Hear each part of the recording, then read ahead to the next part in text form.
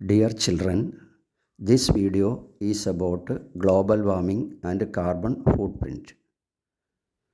If the use of solar energy or solar power plant increase, emissions of greenhouse gases can decrease. അതായത് നമ്മൾ കൂടുതലായിട്ട് solar energy ഉപയോഗിക്കുകയോ അല്ലെ solar power പ്ലാന്റുകൾ കൂടുതലായി എനർജിക്ക് വേണ്ടി ഉപയോഗിക്കുകയോ ചെയ്താൽ ഗ്രീൻ ഹൗസ് ഗ്യാസിൻ്റെ എമിഷൻ നമുക്ക് കുറയ്ക്കാൻ കഴിയും. Greenhouse gases such as carbon dioxide, methane, etc. increase global warming. That leads to the change in the climate. അതായത് ഗ്രീൻ ഹൗസ് ഗ്യാസുകളായ കാർബൺ ഡയോക്സൈഡ്, മീഥെയിൻ തുടങ്ങിയവ ഗ്ലോബൽ വാർമിങ്ങിന് കാരണമാകുന്നു. ഈ ഗ്ലോബൽ വാർമിങ് നമ്മുടെ ക്ലൈമറ്റ് ചേഞ്ചിനും കാരണമായി തീരുന്നുണ്ട്.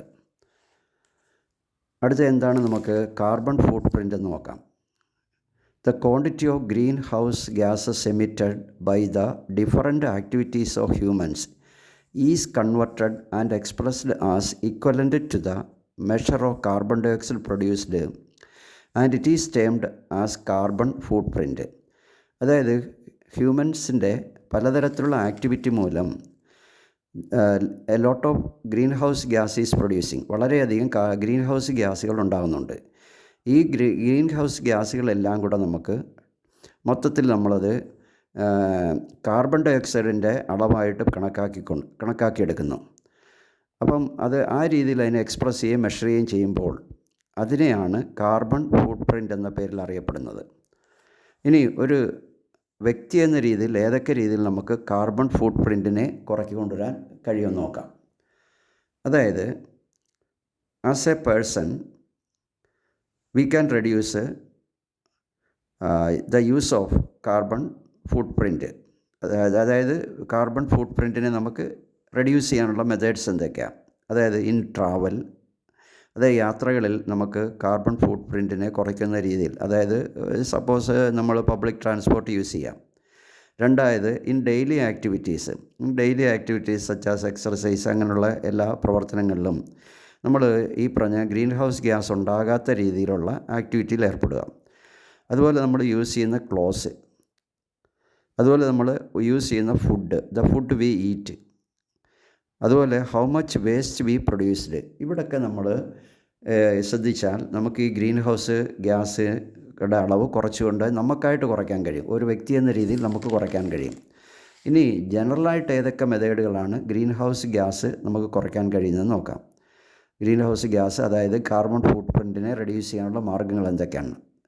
Which are the different methods to reduce carbon footprints in general. അതായത് റെഡ്യൂസ് ഡൊമസ്റ്റിക് എനർജി കൺസംഷൻ, അതായത് വീടുകളിൽ ഉപയോഗിക്കുന്ന എനർജിയുടെ കൺസംഷൻ നമ്മൾ കുറച്ച് കൊണ്ടുവരിക. അതുപോലെ സെക്കൻഡ് പോയിൻ്റായിട്ട് നമുക്ക് എടുക്കാം avoid wasting of food waste ചെയ്യുന്നത് നമ്മൾ കുറയ്ക്കുക. അതായത് ഫുഡ് കൂടുതൽ കുക്ക് ചെയ്യണമെങ്കിൽ നമുക്കറിയാം, ഒന്നുകിൽ ഫോസിൽ ഫ്യൂവലോ അല്ലെങ്കിൽ ഇലക്ട്രിക്കൽ എനർജിയോ അല്ല ഏത് ആയാലും ഉപയോഗിക്കുന്നു. അപ്പോൾ അത് ഫുഡ് വേസ്റ്റ് ചെയ്താൽ അത് സ്വാഭാവികമായിട്ടും അത് ഫോസിൽ ഫ്യൂവൽ ഉപയോഗിക്കുമ്പോൾ കാർബൺ ഡയോക്സൈഡ് പോലുള്ള ഗ്രീൻ ഹൗസ് ഗ്യാസ് ഉണ്ടാകും. മൂന്നാമത് നമുക്ക് പബ്ലിക് ട്രാൻസ്പോർട്ട് മാക്സിമം ഉപയോഗിക്കുക. അതായത് ഓരോരുത്തരും വ്യക്തികൾ അവരുടെ സ്വകാര്യ വാഹനം ഉപയോഗിക്കുന്നതിന് പകരം പൊതുഗതാഗതം ഉപയോഗിക്കുക. അതുപോലെ നാലാമത്തെ point reduce waste by using reusable product. കൂടുതലായിട്ട് റീയൂസബിൾ പ്രോഡക്റ്റുകൾ നമ്മൾ ഉപയോഗിക്കാം. അപ്പോൾ റീയൂസബിൾ പ്രോഡക്റ്റ് ഉപയോഗിക്കുമ്പോൾ ഉദാഹരണമായിട്ട് പ്ലാസ്റ്റിക് ക്യാരി ബാഗുകൾക്ക് പകരം നമ്മൾ ക്ലോത്ത് കൊണ്ടുള്ള ക്യാരി ബാഗ് ഉപയോഗിച്ചാൽ നമുക്ക് അത് ഒരുപാട് തവണ ഉപയോഗിക്കാനും കഴിയും. അതുപോലെ ഈ പറഞ്ഞ കാർബൺ ഫുട് പ്രിൻറ്റിനെ കുറച്ചു കൊണ്ടുവരാനും കഴിയും. അതുപോലെ educate society about reducing carbon footprint. അതുപോലെ സൊസൈറ്റിയെ നമ്മൾ എഡ്യൂക്കേറ്റ് ചെയ്യണം കാർബൺ ഫുട് പ്രിൻറ്റിനെ കുറയ്ക്കാൻ വേണ്ടി. ആറാമത്തെ point perform energy consuming activities in energy saving manner. അതായത് എനർജി കൺസ്യൂം ചെയ്യുന്ന ആക്ടിവിറ്റിയിലെല്ലാം എനർജി സേവ് ചെയ്യുന്ന രീതിയിലായിരിക്കണം. അപ്പോൾ ഈ ഒരു വീഡിയോയിൽ നമ്മൾ പ്രധാനമായിട്ട് ഡിസ്കസ് ചെയ്തത് എന്താണ് ഗ്ലോബൽ വാർമിങ്, സെക്കൻഡ് പോയിൻ്റ് എന്താണ് കാർബൺ ഫുട് പ്രിൻറ്റ്, പിന്നീട് നമ്മൾ ഡിസ്കസ് ചെയ്ത്